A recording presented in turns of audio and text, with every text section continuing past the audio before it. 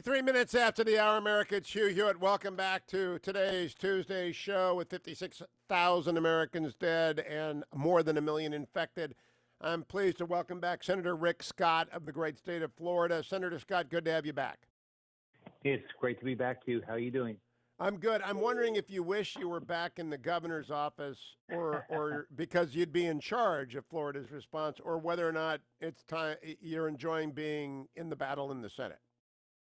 You know, it's a great job to be the governor because you are responsible for things day to day, and you get them done. And there's always things you'd like to do, but this is a great job being a U.S. senator because you can help direct national policy and foreign policy. So it's a different job, but I'm gonna do everything I can to help people get more testing out there, get plans to reopen our businesses. I have a plan out there I put out there a little over a week ago. What do we all have to do? The federal government, the state government, the local government, the private business, the individuals, so we can work a plan. So, Senator, you have arrived in the Senate on the eve of what will be one of the most significant legislative debates, I believe, since we actually set up the government, because it's going to involve structural federalism. What does the federal government do vis-a-vis the states? And you are a great federalist because you're the governor. Your time as a governor taught you that the federal government is never here to help you, usually. But now you might be there to get help. You might need help because of fiscal decisions that were taken 20 years ago, 30 years ago, and a virus which arrived 30 days ago. What is your point of view going into this very important legislative debate about phase 4? Well, Hugh, I think it's important that we help the states with their cost of coronavirus. It's no different than what happens with a hurricane. We've already done that. We've sent money to the states, and we've said we're going to help you with your coronavirus costs. And I think that's the right thing to do. We also sent money to the states to say we're going to help you with your increased Medicaid costs. And I think that's appropriate. But what I'm not interested in doing is bailing out pension plans from these liberal states that don't want to live within their budget. I was the governor. I had to balance the budget. I had to deal with the pension plan. I had to deal with all those things. I watched New York with fewer people than Florida. I think we have 2 or 3 million more people than Florida, than New York, and their budget was almost double ours. And now all these liberal states want the federal government to bail them out. So somebody moved from New York to get away from those high taxes, moved to Sarasota, and then now these liberal governors say, now I want those people to move to the states that balance their budgets and pay for our bad budgets. Now, Senator, you spent 8 years in the National Association of Governors, and at the same time, Andrew Cuomo was there because he's been there for 12 or 13 or 14 or maybe 100 years. I don't know. Andrew Cuomo's a good governor. People like him. He's doing a good job. But he got all mad at your leader and said it was outrageous, made it a personal attack. Maybe that's a New York thing, right? We've seen that in other places. So what do you make of Andrew Cuomo's volcanic rejection of the idea that maybe the states ought to have as an option bankruptcy authority? Well, first off, I didn't join the National Governors Association because it was $300,000 to the state, and I didn't see any value out of it. So interesting. Interesting. Yeah, so I didn't see any value out of it, so I didn't join it. Have you ever met Andrew Cuomo? Nope, never met him. Never. No, I've never met him. I talked to him once on the phone, but that's it. Here's the way I look at it: we've got to help these states that have had these horrible budgets, haven't balanced them, figure out how to deal with their pension plans. However you do it, you've got to figure out how they can restructure their debts, because there's no way that their taxpayers are willing to pay for this. They're not going to pay for it. They're not. You can't run on raising taxes and then. So I mean, these states have their pension plans are not even close to being funded, and they will never be funded, like Illinois and New Jersey and California. But what about the problem, Senator? I'm going to put on my Gavin Newsom hat because I lived in California for a long time. I'm a Virginian now, but I lived there for a long time, and he's doing a good job with the virus. But it's easy to shut down an economy. It's very hard to reopen it. They have I think a marginal income tax rate of 13.5%. They have a very high sales tax.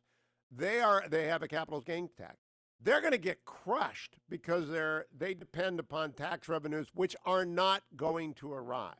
Do you consider that to be a virus-related responsibility of the federal government, the loss of income tax, capital gains tax, sales tax, user tax fees? No. Why? I mean, let's look at the federal budget. I mean, we're going to run at least a $3 trillion budget deficit this year. The federal government, we're going to end the year with probably 26 or 27 trillion dollars worth of debt this year. So $3 trillion budget deficit, 26, 27 trillion dollars worth of debt. I mean, so which taxpayers are going to pay for it? The states should live within their means and figure this out. Well, this We're is paying reminiscent. for coronavirus cost.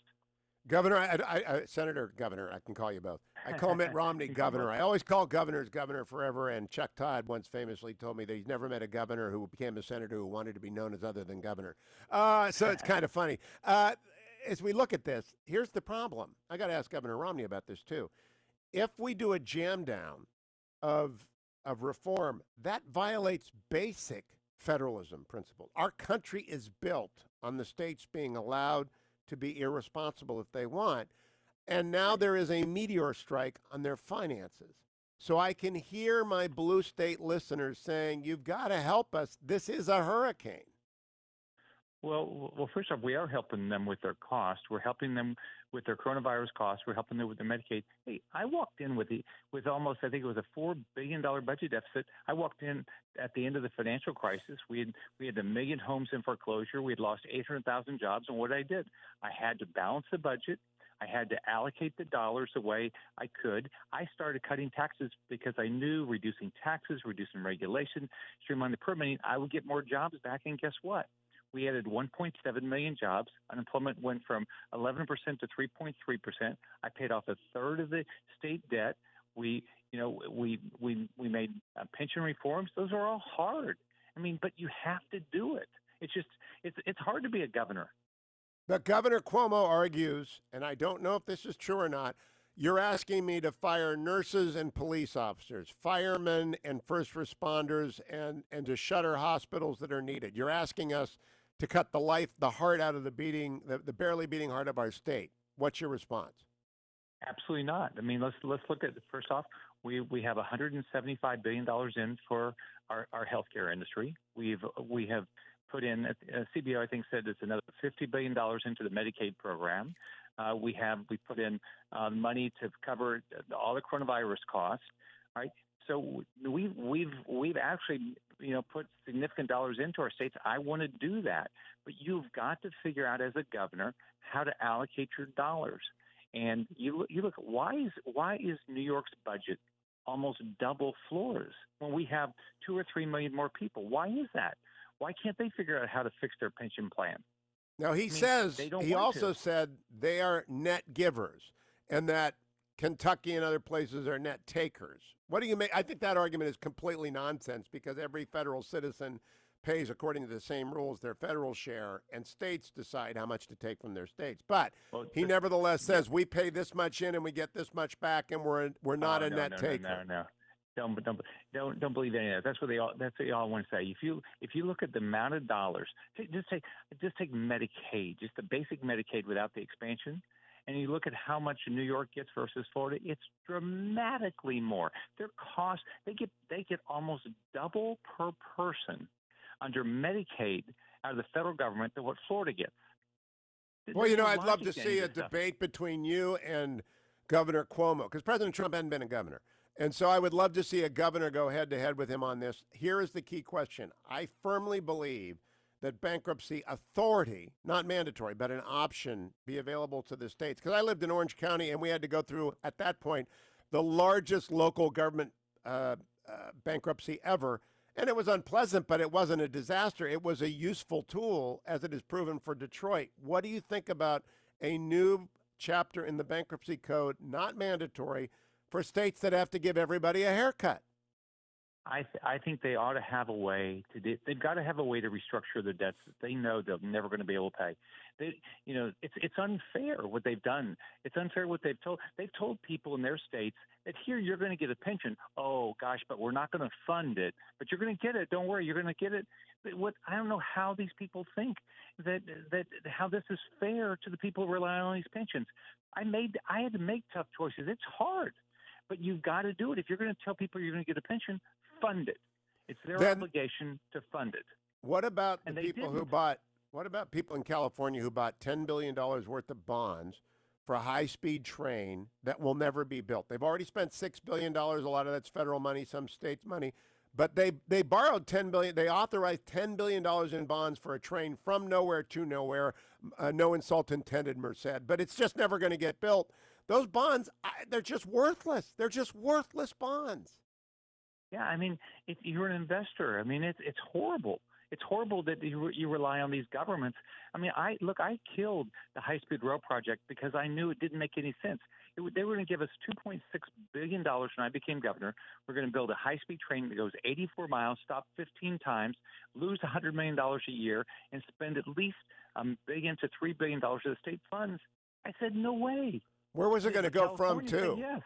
Whose magic dream was that? Where was that unicorn going to start and end? Oh, that was Obama. They were furious with me. They're furious with me because I stopped it. But and there were a lot of people that they just wanted to spend the money. But I said, this doesn't make sense. What's it going to go from Miami to Tampa? Where was it? Across Tampa to Orlando. It was going Tampa to Orlando. Yeah, there's a pretty good highway up there. That's a pretty good highway from Tampa. And so I had to do. Did I make everybody happy when you make the tough choices? No, but as a governor, that's your job. You got to say, look, these are nice to have. So we'd love to do all these things, but I have to raise your taxes to do this. And how is it fair to the people relying on those pension plans that these legislatures and governors don't fund them? How's that fair to the people relying on them? Oh, it's not. I always think about the Detroit cop who's retired and spent 30 years on the beat or in the car. And when Detroit went bankrupt, he or she took a 30% haircut or a 40% haircut. And that just wasn't fair. But that's Detroit, right? But that's what these states are doing. They're telling people they have a pension, but not really. They just don't put up the money. I think you have a unique role in the coming debate, along with Governor Senator Romney. Anyone who's been a governor knows what we're talking about here. Andrew Cuomo is spinning a sailor's story, a fish story, a fisherman's story. And people like Rick Scott are going to set him straight. Senator, thank you. Always a pleasure.